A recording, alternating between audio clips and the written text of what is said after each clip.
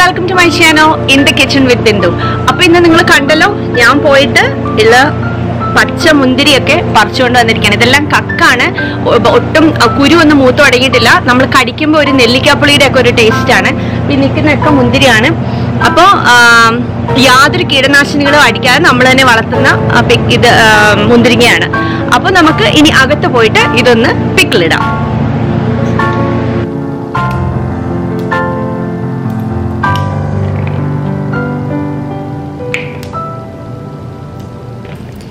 അപ്പോൾ നമ്മൾ വീടിൻ്റെ പുറകുഭാഗത്തുനിന്ന് മുന്തിരിയെല്ലാം പറിച്ചുകൊണ്ട് വന്ന് അകത്ത് കയറി. അപ്പോൾ അതെല്ലാം ഒന്ന് ഞെടുപ്പെല്ലാം വിടർത്തി നമുക്കതെല്ലാം ഒന്ന് വിടർത്തിയെടുക്കണം.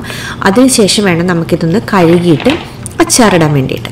അപ്പോൾ ഞാനതെല്ലാം ഓരോന്നോരോന്നായിട്ട് അതിൻ്റെ ഞെടുപ്പെല്ലാം അടർത്തിക്കൊണ്ട് ഇരിക്കുകയാണ്.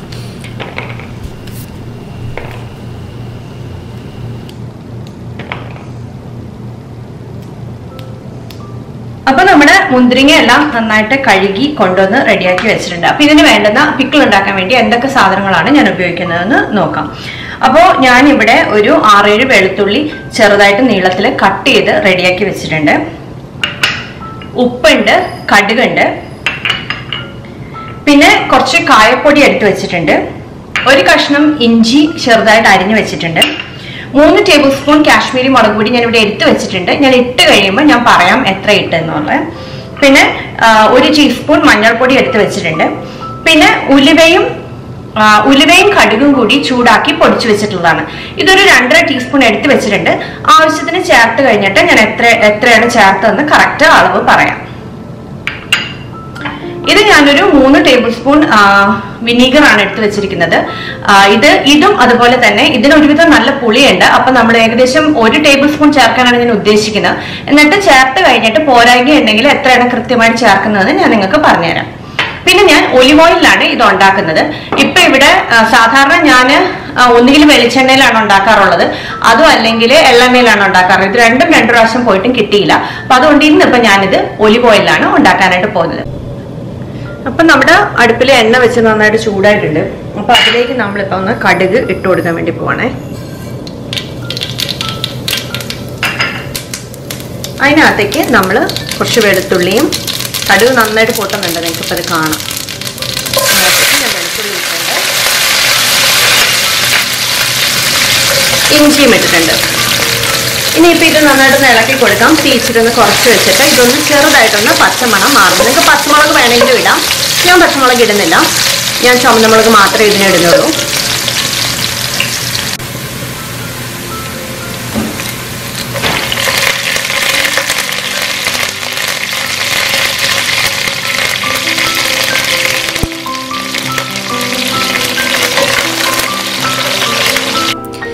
അപ്പോൾ നമ്മുടെ വെളുത്തുള്ളിയും ഇഞ്ചിയും കുറച്ച് കറിവേപ്പിലയും ഞാൻ ഇട്ട് കൊടുത്തിട്ടുണ്ടായിരുന്നു. അപ്പോൾ അതിൻ്റെ എല്ലാം പച്ചമണം മാറി വന്നിട്ടുണ്ട്. അപ്പോൾ ഇനി നമ്മൾ പൊടികൾ ഇട്ട് കൊടുക്കാൻ വേണ്ടി പോവാണ്. അപ്പോൾ ഞാനിപ്പോൾ ഒരു 1.5 ടീസ്പൂൺ മഞ്ഞൾപ്പൊടി ഇതിനകത്ത് ചേർത്ത് കൊടുക്കുന്നുണ്ട്. അതും നന്നായിട്ടൊന്ന് ഇളക്കി കൊടുക്കാം. എന്നിട്ട് അതും ഒന്ന് ചെറുതായിട്ടൊന്ന് പച്ചമണം മാറണം, എന്നാൽ കരിഞ്ഞു പോകാൻ പാടില്ല. അപ്പോൾ ഞാനിതൊരു മീഡിയം തീയിൽ അല്ലെങ്കിൽ മീഡിയം ലോ ഹീറ്റിലാണ് വെച്ചിരിക്കുന്നത്. 2.5 ടീസ്പൂൺ ചുവന്ന മുളക് പൊടി, ഞാൻ അത് കാശ്മീരി മുളക് പൊടിയും ഒരുവിധം എരിവുള്ള മുളക് പൊടിയും കൂടി മിക്സ് ചെയ്തിട്ട് എടുത്ത് വെച്ചിട്ടുള്ളതാണ്. 2.5 ടേബിൾ സ്പൂൺ മുളക് പൊടിയാണ്, അതും ഇട്ട് കൊടുക്കുന്നുണ്ട്. അതും നന്നായിട്ടൊന്ന് ഇളക്കി നമുക്ക് കൊടുക്കാം. അപ്പം അതും കരിഞ്ഞു പോകാതെ ഇളക്കണം. അതുകൊണ്ടാണ് ഞാൻ ഇത് മീഡിയം ലോയിൽ വെച്ചിരുന്നത്. കാരണം അത് നേരത്തെ നല്ല ചൂടായിരുന്നല്ലോ ചട്ടി. അപ്പോൾ അത് അങ്ങനെ കരിഞ്ഞു പോകാതിരിക്കാൻ വേണ്ടിയിട്ടാണ് ഞാനതങ്ങനെ കുറച്ച് വെച്ചിരിക്കുന്നത്. അപ്പം ഇനി അതും ഒന്ന് ഇളക്കി കൊടുക്കാം. ഇനിയിപ്പം ഞാൻ അതിലേക്ക് കുറച്ച് നമ്മുടെ കടുകും ഉലുവയും കൂടി പൊടിച്ചു വെച്ചിരുന്ന പൊടിയാണ്, അതൊരു 1/2 ടീസ്പൂൺ ഇട്ട് കൊടുത്തിട്ടുണ്ട്. ഇനിയിപ്പോൾ അതിലേക്ക് ഞാൻ കായത്തിൻ്റെ പൊടി ഇടുന്നുണ്ട്. 1 ടീസ്പൂൺ കായത്തിൻ്റെ പൊടി ഇടുന്നുണ്ട്.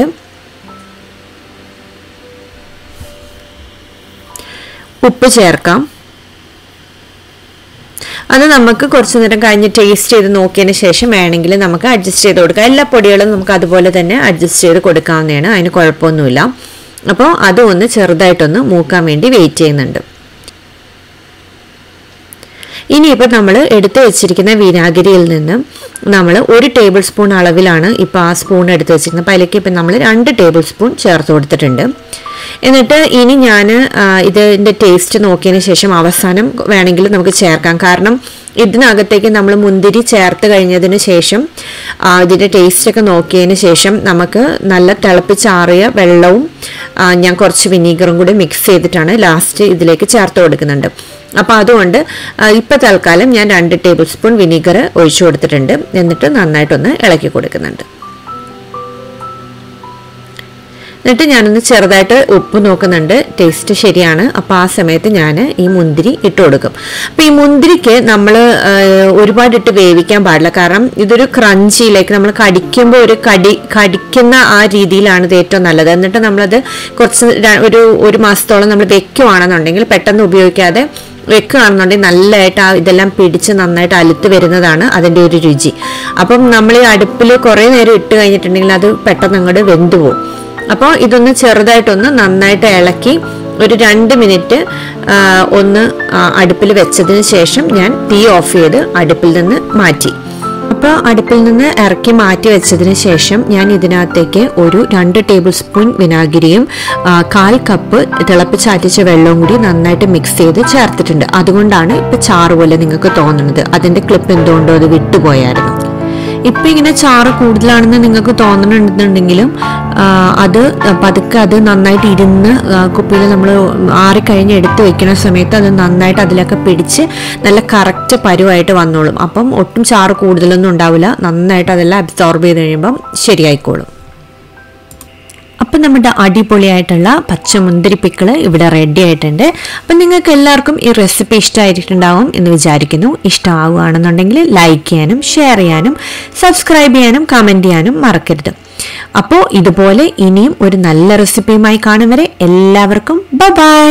Thank you for watching in the kitchen with Bindu.